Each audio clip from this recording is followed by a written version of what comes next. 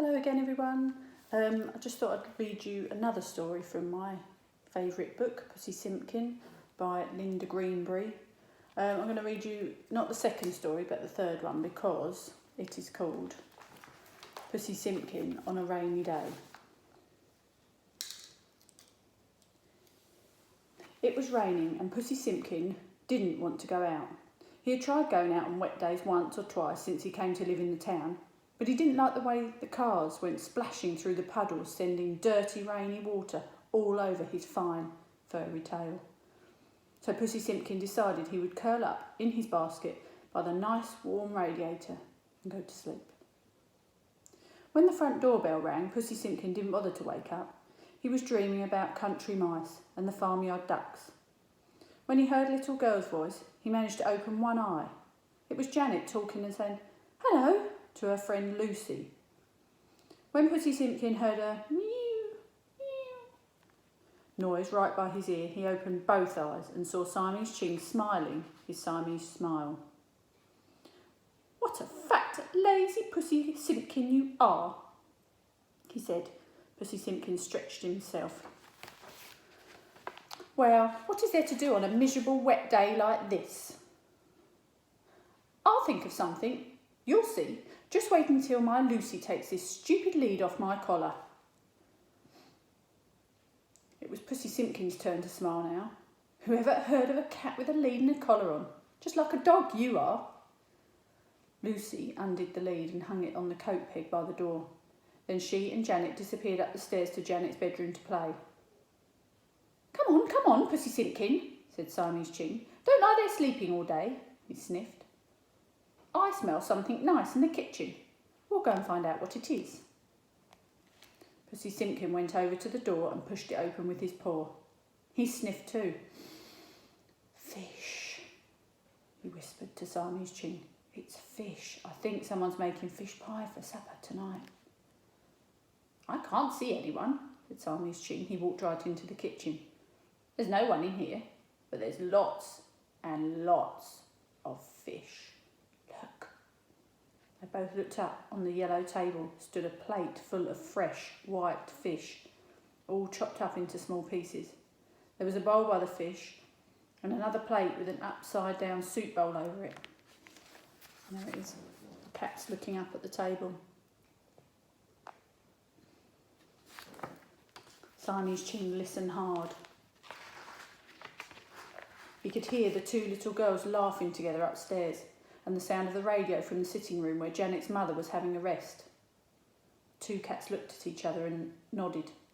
In a moment, and without a sound, they were both up on the table, sniffing the fish. "There's white stuff in here," said Siamese Ching, putting his paw in the bowl. "I wonder what it tastes like."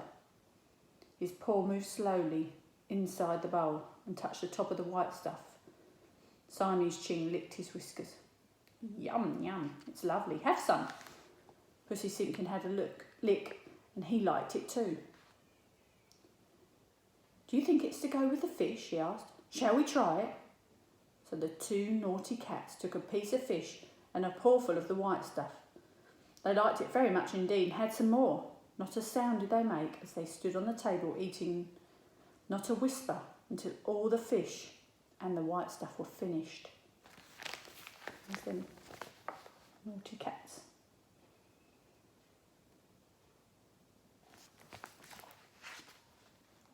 "What do you suppose is under here?" Siamese Ching wondered, looking at the upside-down bowl.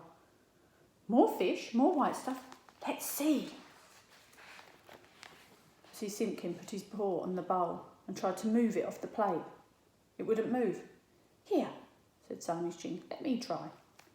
He managed to get his paw under the bowl and gently raised it up and slid it away. Underneath was a round lump of something white. "That's pastry, I noticed," said Pussy Simkin. "Pastry waiting to be cooked. Janet's mummy lets me nibble the pieces. Janet plays with sometimes when they're both cooking." Pussy Simkin pushed his paw into the middle of the pastry, but instead of taking off a neat piece to put in his mouth, Pussy Simkin's paw stuck in the pastry and he lifted the whole plate full of pastry and the plate up into the air. For a moment it stayed there, with Pussy Simkin's paw in the middle. Siamese Chang began to smile. Then suddenly, the plate went tumbling to the floor with a terrible crash. Siamese Ching and Pussy Simkin didn't smile now. They ran. Janet's mother came rushing into the kitchen just in time to see the two cats' tails disappearing out of the window. "Oh, you bad cats! Bad cats!" she called. "You've eaten all our supper and broken one of my plates and messed up my pastry. Wait till I catch you, you naughty bad cats." But Pussy Simkin and Siamese Ching didn't wait. Out they went over the big high fence and into the street. The cold, dripping rain made them miserably wet. The cars rushing along the road splashed through the puddles and soaked them through. The high streets were crowded with people wearing raincoats and carrying umbrellas, and the shops were all full and busy with shoppers in a hurry to get home. Sadly, Siamese Ching suggested going for shelter in one of the shops, but Pussy Simkin said no, they would be chased out. They're running in the streets.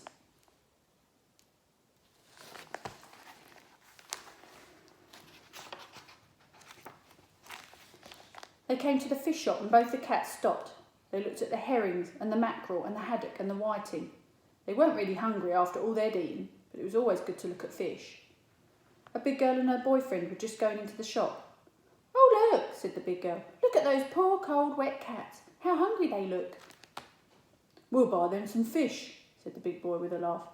"We'll ask the fishmonger if he's got a few hens." A few moments later, the big boy and the big girl were outside the shop again. "Here you are," said the boy, and he held out a newspaper parcel for Pussy Simkin to carry in his mouth. "There now, you take that home for your supper, and don't forget to give some to your friend." Pussy Simkin and Siamese Ching knew immediately what they would do. What do you think they're going to do? Let's find out. They would hurry home with the fish parcel and give it to Janet's mother to make a new fish pie for supper. And they turned around and ran straight back home. The kitchen window was still a little bit open, just enough for them to push through, and nobody was there. Pussy Simkin jumped up onto the yellow table and laid the parcel of fish there. Janet's mother would have a surprise when she found it, and she would know the two naughty cats were sorry. And Pussy Simkin jumped down from the table and crept away to his own comfortable basket. "Move up, Pussy Simkin," said Siamese Ching. "I'm coming in too. You were quite right. What else can we do on a miserable wet day but have a long, good sleep?" That's the end. I wonder what Janet's mummy thought of the fish. Okay, hope you enjoyed it, and I'll read you another one soon. Bye.